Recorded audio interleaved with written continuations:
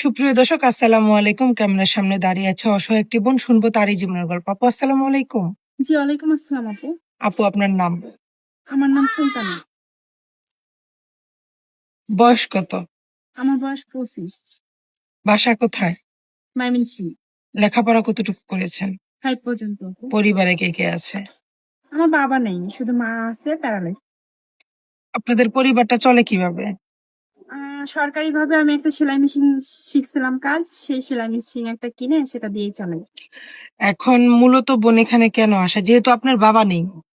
আপনার মাথার উপরে বটগাছের ছায়াটা হলো, মানে বিয়ের আগে একটা মেয়ের বাবাই থাকে, আপনার নেই।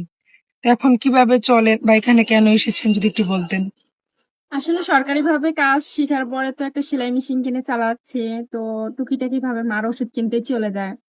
তো বিভিন্ন জায়গা থেকে আপনাদের চ্যানেল পক্ষ থেকে ভিডিও দেখি, আর ভাইয়াও ওই দিনকার গেছিল আমাদের বাড়িতে, তো যাওয়ার পর আমার মাকে অনেক ওষুধ পানি কিনে দিয়ে আসছে, আমাকেও একটা 3 পিস কিনে দিছে। তো আমি ভাবলাম তাহলে আমি একটু ক্যামেরার সামনে যাই, আমাকে যদি কেউ ভালো লাগে বা আমাকে যদি বিয়ে করে, যদি আমার দায়িত্ব নেয়, তাহলে আমি অবশ্যই তাকে বিয়ে করবো, এই জন্যই আসছিলাম। আপু, আমাদের জানা মতে আপনার তো কোনো পার্সোনাল ফোন নেই, আপনি ভিডিওটা কিভাবে দেখেছেন? আসলে আপু, আপনাদের এখান থেকে যে মেয়েদের বিয়ে হয়েছে তাদের ফোন থেকে আমাকে দেখাচ্ছিল। আপনাদের এলাকার জি কেউ জি জি। আসছিল মনে হয়। হ্যাঁ হ্যাঁ। যাই হোক, এখন আপু, যদি আপনার এই ভিডিওটা ছাড়ার পর আপনার এই অসহায়তা জীবনে আপনি অফ ক্যামেরায় বলেছিলেন যে নারীদের বেশি কিছু চাইতে নেই। যাই হোক, এখন যদি আপনার এই ভিডিও দেখার পর কোনো দেশ বিদেশ থেকে অনেক ভাইরা কল দিবে আপনার দায়িত্ব নেওয়ার জন্য, যদি কোনো প্রবাসী ভাই আপনার দায়িত্ব নিতে চায়, আপনার কোনো সমস্যা নেই তো?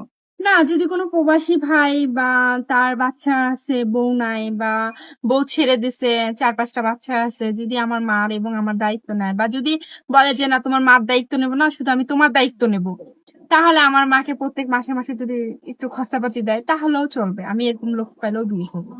সমস্যা নাই। না। যদি তার বাচ্চা থাকে, আপনি নিজের বাচ্চার মতো দেখবেন? জি, তার বাচ্চা সৎ থাকলে আমি আমার নিজের বাচ্চার মতো করে সৎ মার আচরণ করবেন না তো? না না। অনেকেই বলে আপু, কিন্তু এরকম কি এটা সত্যি, এরকম করবেন?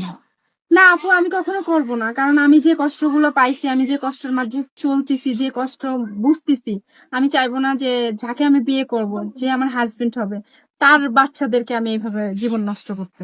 আমি চাবো তার জীবনটা যাতে ভালো হয়। হ্যাঁ, কারণ বাচ্চারা অসহায়, জি। বাচ্চাদের তো কোনো দোষ নেই। না। তো আপু, আপনার এই কষ্টের কথা শুনে যদি কেউ আপনার দায়িত্ব নেয়, সেটা আমরা চেষ্টা করব। তো সুপ্রিয় দর্শক, স্ক্রিনে একটি নাম্বার দেওয়া আছে, এই নাম্বারে ইমো হোয়াটসঅ্যাপ দুটাই আছে। কেউ যদি সুলতানা আপুর এই অসহায় জীবনের দায়িত্ব নিতে চান, সুলতানা আপুর একটা স্ক্রিনশট মেরে পাঠিয়ে দিবেন, আমরা যোগাযোগ করে দেওয়ার চেষ্টা করব। ওনার জীবনটা অনেক কষ্টের, উনি বেশি কিছু চায় না, ছোট্ট একটা ঘর চায় যেটা উনি নিজের মতো সাজিয়ে নিবে। তো দেখি উনি একজন নারী, ওনার কপালে কি আছে। তা আপু, নামাজ কালাম পড়া হয়? জি আপু, নামাজ কালাম পড়ে আজকেও রোজা আছে, একটু পরে ইফতারি করবো, আমাদের 5টা বেজে গেছে। আপনার কথা শুনে ভালো লাগলো। ভালো থাকবেন, সুস্থ থাকবেন।